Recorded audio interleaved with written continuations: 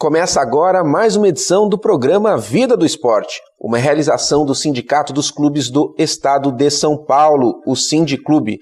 E antes de apresentar o nosso convidado especial de hoje, eu quero saudar César Roberto Leão Granieri, o presidente do Sindiclube. Prazer recebê-lo aqui, presidente. Prazer é nosso, mais uma edição do nosso programa, e hoje estamos muito honrados de receber o nosso vice-presidente, Paulo Moviso, um grande companheiro, que está aqui hoje contando um pouco da sua história. Paulo, obrigado pela presença, viu? Obrigado, Fábio, obrigado. Paulo César Mário Moviso, 58 anos, empresário, tem larga experiência clubística. Dedica-se há 26 anos ao Clube Atlético Paulistano, entidade na qual ocupou vários cargos e diretoria, e onde atualmente é vice-presidente. E é uma instituição centenária. Ele trouxe toda essa experiência para colaborar com a diretoria do Sindiclube, a qual está integrado desde o ano de 2010. Primeiro, começou como vice-presidente de Relações Trabalhistas, isso foi até 2013. Depois, como vice-presidente estatutário, é o seu cargo atual. Temos aqui um dirigente movido a desafios e é sobre isso que vamos conversar. Paulo, conta um pouquinho como é que foi a sua trajetória como dirigente de clube, já que você, claro, como todos os dirigentes, começam frequentando o clube, vê como é que é a situação e depois se envolve politicamente para ajudar a entidade a crescer, a melhorar. Conta como ocorreu isso com você no Paulistano. A minha trajetória no Paulistano, política, se iniciou em 90, quando fui eleito conselheiro por um mandato de 9 anos, e que permaneço até hoje, faço parte até hoje do Conselho, e me tornarei vitalício a partir do ano que vem. Em 94 eu fui convidado a fazer parte da diretoria como assessor da diretoria de bares e restaurantes, atuando mais na área de compras, e depois, na mesma gestão do presidente Ciampolini, fui convidado a ser o diretor de bares e restaurantes, e depois fui ser diretor de patrimônio, voltei a ser diretor de bares, restaurantes e outras gestões, e depois diretor administrativo em outras 2 gestões, e vice-presidente na atual gestão e nas 2 anteriores também, do Salem e do José Manuel de Castro Santos. Presidente Betinho, como é que surge novas lideranças no clube, né? É aqueles que já estão na atual diretoria que vão pescando aquele sujeito atuante, que gosta de opinar, participativo?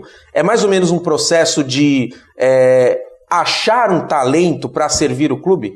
Eu acho que o fundamento principal são aqueles dirigentes ou aqueles associados, principalmente, que começam a se dedicar, aqueles que se mostram favoráveis a atuar pelo clube, a representar o clube. Então vai acontecendo naturalmente, que é o caso do Paulo. A gente percebe que ele foi conselheiro a partir de 90, né, Paulo? 90. E aí os dirigentes do clube vão percebendo que é uma pessoa competente, disposta, que se dedica, vai naturalmente crescendo dentro do clube. Aliás, trabalho no clube é o que não falta, né? Então, muito. Quanto mais tiver, melhor, né? Quanto mais pessoas tiverem, melhor, né, Betinho? E aí acontece uma coisa interessante, os clubes, os diretores não são remunerados, né?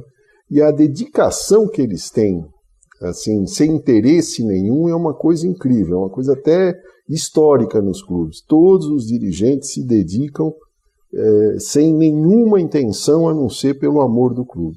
Perfeito. Eu tenho aqui um breve histórico do Paulo, né? Foi assessor da diretoria de bares e restaurantes, depois segundo diretor de patrimônio, primeiro diretor de bares e restaurantes, ocupado por 2 gestões, primeiro diretor administrativo, também ocupado por 2 gestões, e atualmente vice-presidente do Clube Atlético Paulistano. Paulo, o que você acredita que é o principal desafio para o futuro dos clubes? O Paulistano é um clube centenário, tradicional, mas ele tem mais tempo para frente do que tem para o seu passado. Qual o desafio disso para se manter na crista da onda? Bom, eu acho que a primeira coisa é a profissionalização das equipes, né? Hoje a maioria dos clubes tem profissionais em diversas áreas. E os clubes não vão escapar disso, mais cedo ou mais tarde, eles vão ter que se adaptar a essa nova realidade. E a universidade, o Sindiclube, tem nos ajudado muito. Eu assim, sou entusiasta disso, apesar de fazer parte da diretoria do Sindiclube, mas no Paulistano, sempre quando eu posso, nós mandamos equipe de funcionários aqui, de colaboradores, para poder usar o que tem de melhor hoje, que é a universidade. Então, eles estão sempre atualizados, estão sempre reciclados. Isso, para nós, gestores de clube, é muito, muito bom. Presidente Betinho, quando que surgiu a universidade do Sindiclube, essa universidade corporativa, e como é que ela interage com os clubes, o que ela oferece nesse sentido de profissionalizar?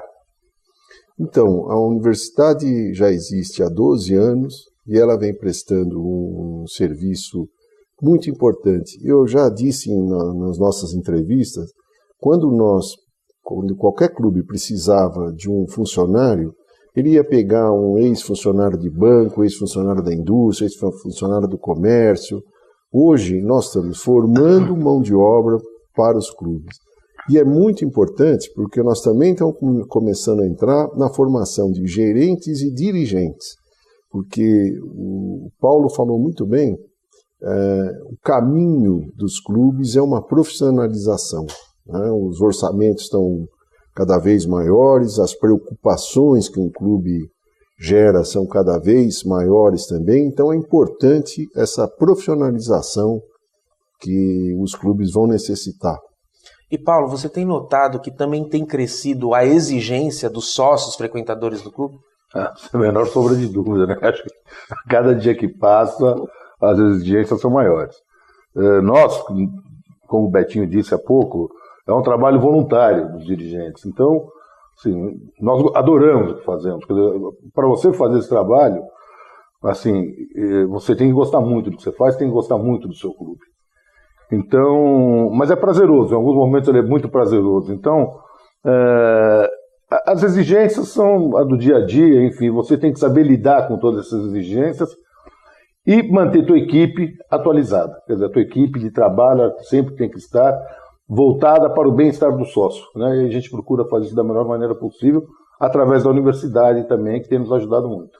Presidente Betinho, a gente vê então que o clube ele não foge à regra das organizações econômicas normais, que é maximizar as tarefas cada vez com menos recursos, né? A gente vai falar daqui a pouquinho como é que o Paulo se vira lá também com essa questão de recursos, e prestar melhor serviço para os associados, até porque o clube hoje está se tornando concorrente de outros centros de serviços, como shopping centers, parques de diversões.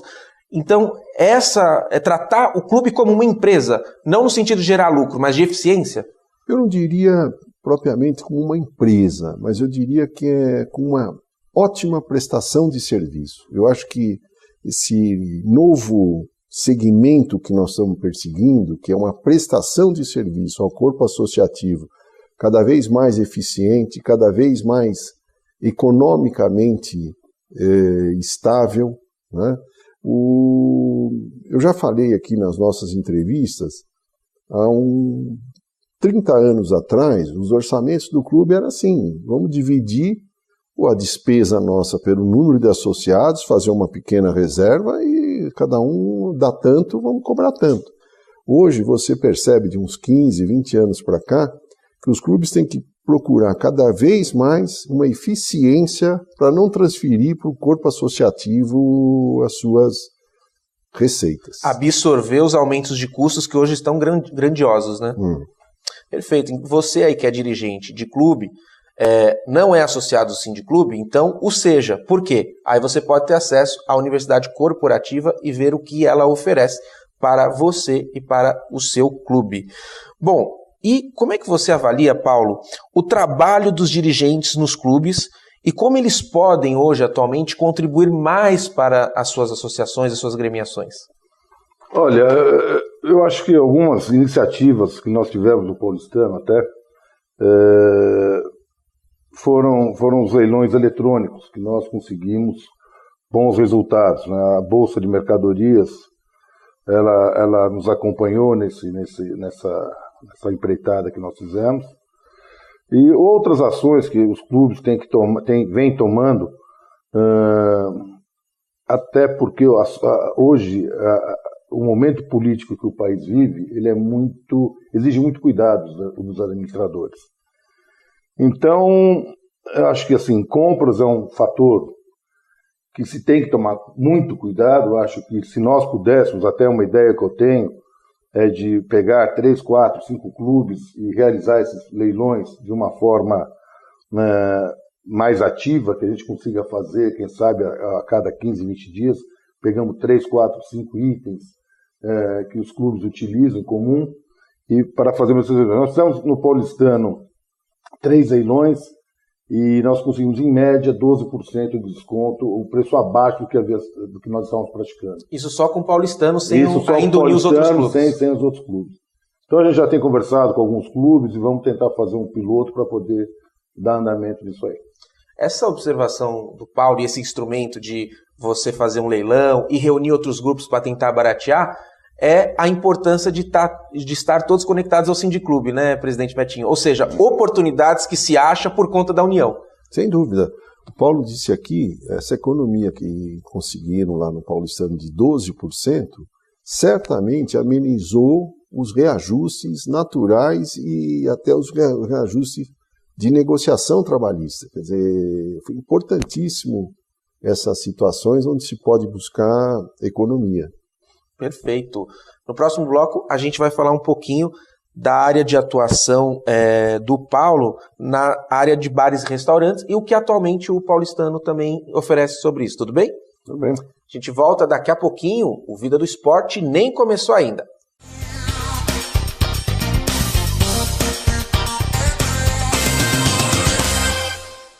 Desde as épocas mais remotas, a espada se mostrou um instrumento fundamental, tendo em vista as constantes batalhas da antiguidade. No Egito, por exemplo, ela não era só instrumento na guerra, mas também símbolo maior nas comemorações depois de um combate ser vencido. Com o surgimento da pólvora, tudo mudou no universo bélico, mas a espada continua a ter o seu espaço garantido nas competições esportivas. Uma delas é a esgrima. O esporte é disputado em uma área pouco comum. Em vez do tradicional espaço quadrado das lutas, o enfrentamento na esgrima ocorre em um grande retângulo que mede 14 metros de comprimento e 1,5 metro de largura. Ganha quem acertar mais vezes o corpo do oponente com a ponta da espada, durante 3 tempos de 3 minutos cada. Para não haver dúvidas, a tecnologia está a serviço desse esporte. Os atletas são conectados a sensores que acusam o toque da arma adversária, que não é pontiaguda e por isso não fere. Cada espada pesa em média cerca de meio quilo. A esgrima fez parte da primeira Olimpíada da Era Moderna, em 1896 na cidade de Atenas, e nunca mais ficou fora da competição. No Brasil, os clubes sociais e esportivos contribuem para a manutenção e avanço desse esporte, que une pontaria, firmeza e agilidade, pois muitos deles oferecem toda a infraestrutura necessária para que esgrimistas amadores e profissionais treinem essa técnica.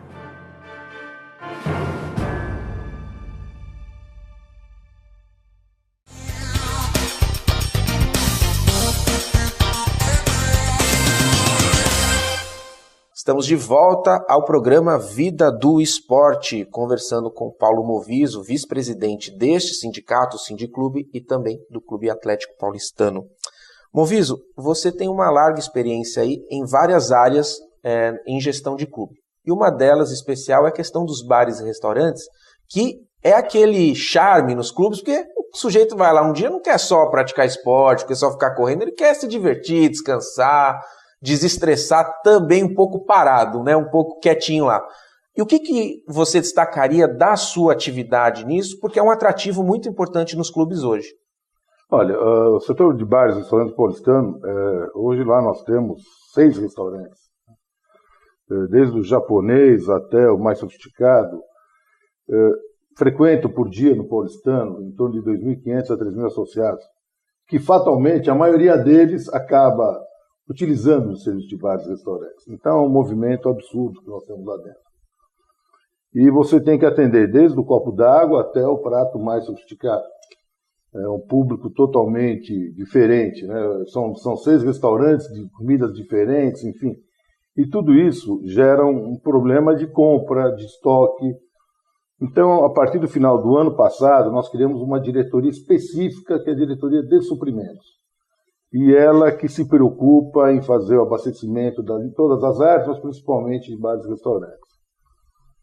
Através dos leilões, como já havia mencionado com você, nós também estamos tratando agora de fornecedor a fornecedor. Isso, nesse período da diretoria, nós já economizamos em torno de quase R$500 mil em novas negociações. Então, assim, são bares e restaurantes dentro de um clube é uma atividade, na maioria deles, deficitária, né? E que fica aberto das 7 da manhã à meia-noite e seus diversos pontos de venda. Então, assim, é uma coisa que você precisa tratar e lidar com muito, mas muito cuidado nisso. Betinho, é um desafio para os clubes, porque o dirigente geralmente está envolvido bastante com a área de esportes, com a área daquilo que a gente considera mais tradicional num clube. E aí ele se vê, de repente, administrando 6 restaurantes, vê um teatro, ou seja, é toda uma gama cultural que o dirigente hoje precisa estar bem preparado, né? Sem dúvida. E tem uma coisa curiosa que eu gostaria de fazer um registro aqui. O único lugar, comparado com os clubes, onde as pessoas comiam com bastante frequência, era a casa dos nossos pais, que não aceita reclamação. Nós nunca reclamamos com as nossas mães, olha, a comida não está boa. E, pelo contrário, eram comidas muito bem feitas.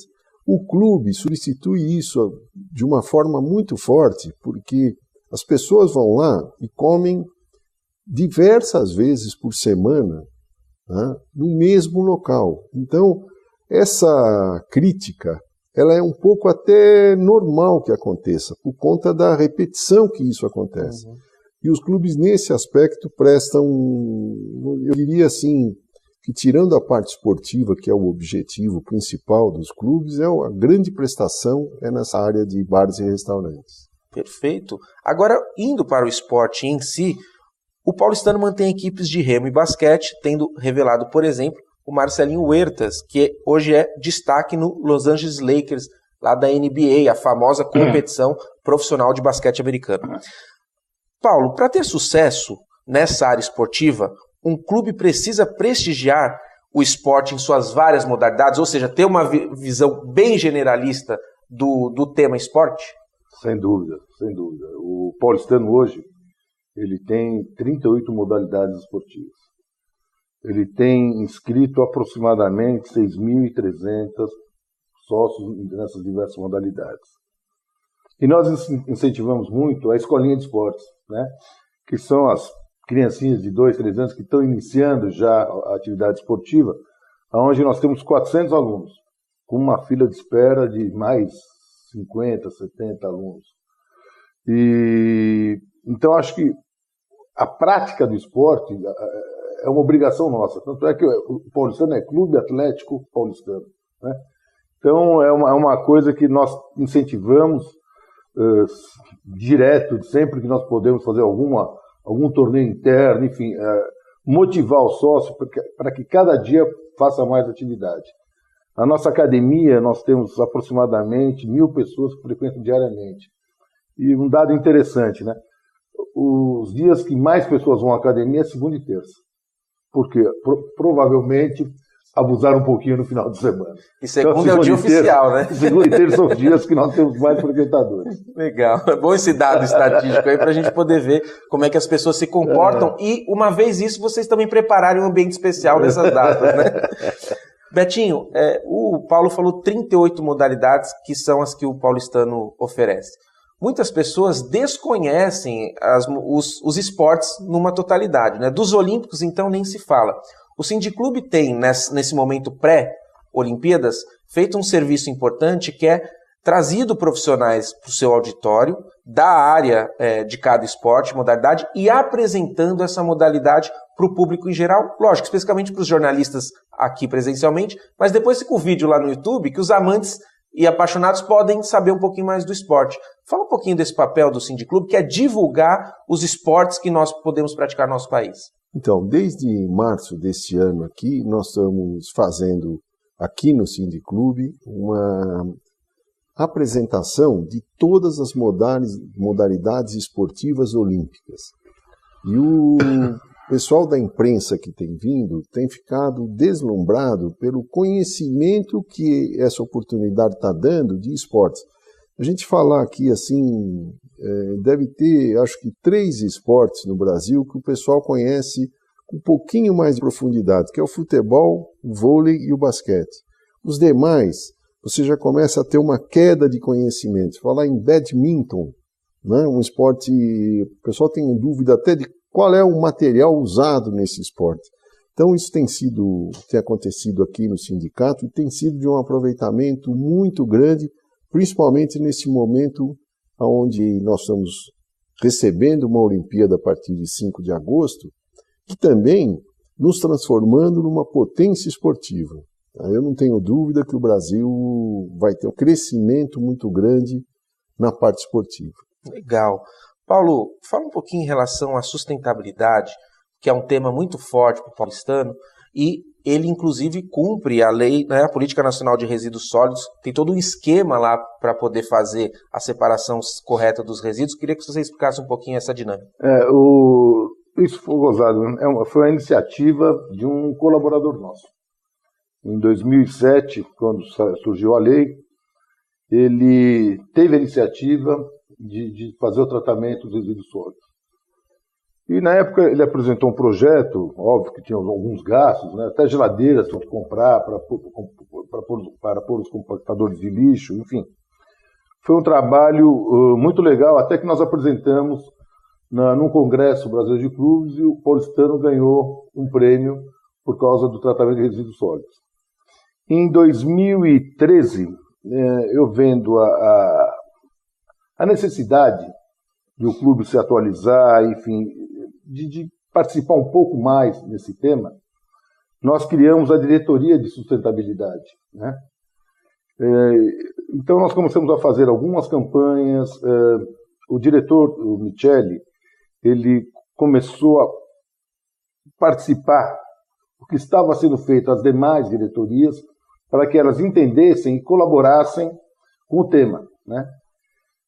Agora, quando o Guzmão assumiu a presidência, ela não é uma diretoria estatutária, então, quando há mudança do presidente, ele opta por ficar ou não. O Guzmão entendeu que o tema é um tema interessantíssimo, importante, interessantíssimo. Então, nós mantivemos a diretoria de sustentabilidade. E é um trabalho que é muito gratificante. Eu acho que até o Sindiclube, se amanhã precisar de alguma palestra do Michele, eu acho que ele poderia colaborar muito. E nós tivemos uma felicidade muito grande. A filha dele é uma das maiores experts no assunto. Então, lá no paulistano, nós estamos assim, implantando, é um processo demorado de conscientização dos próprios sócios. Os sócios têm participado, os colaboradores têm participado, e eu espero que nos próximos anos isso seja realmente um case para os demais clubes. Betinho, a importância do clube estar sempre ouvindo os frequentadores, porque eles lá na ponta sabem de necessidades que talvez os dirigentes não conseguem enxergar naquele momento, e muitas vezes, como ele falou, a filha é expert no assunto, já sensibilizou o pai, então ouvir o associado é sempre muito importante, né? É assim que um clube centenário vai existir durante muitos centenários, né? A gente percebe que a juventude já começa a participar, os netos, bisnetos de associados que viram a história dos seus avós e hoje estão indo lá para participar, para dar sugestões, aproveitando a sua capacidade para levar ideias, soluções e bons caminhos aos clubes. Multiplicando os talentos no clube, né? Bom, Paulo, a gente tem perguntado para todos os dirigentes a respeito de como cada clube tem enfrentado a crise econômica, e eu queria estender para você essa pergunta, porque acho que é um grande desafio hoje dos clubes enfrentar essa situação. Queria que você falasse um pouquinho do paulistano. Eu acho que a primeira coisa é tentar nos anteciparmos aos problemas, né? Então, no paulistano, isso é tratado com muita firmeza. Nós temos reuniões todas as segundas-feiras do presidente e os 4 vices, justamente para tratar esse assunto, que é um assunto que preocupa. Com a crise que hoje o Brasil vive, você acaba perdendo receita, né? Quer dizer, o sócio deixa de frequentar, o sócio atrasa, deixa de comer, né? Então, nós já há algum tempo, o paulistano vem tomando algumas atitudes de conter despesas, né? Então, o paulistano tem lidado, às vezes nós temos, por exemplo, vagas a serem repostas, a gente procura fazer um remanejamento interno para que não se contrate, pelo menos por um certo período. Então, algumas coisas vão sendo feitas nesse sentido para minimizar os custos, sem dúvida nenhuma.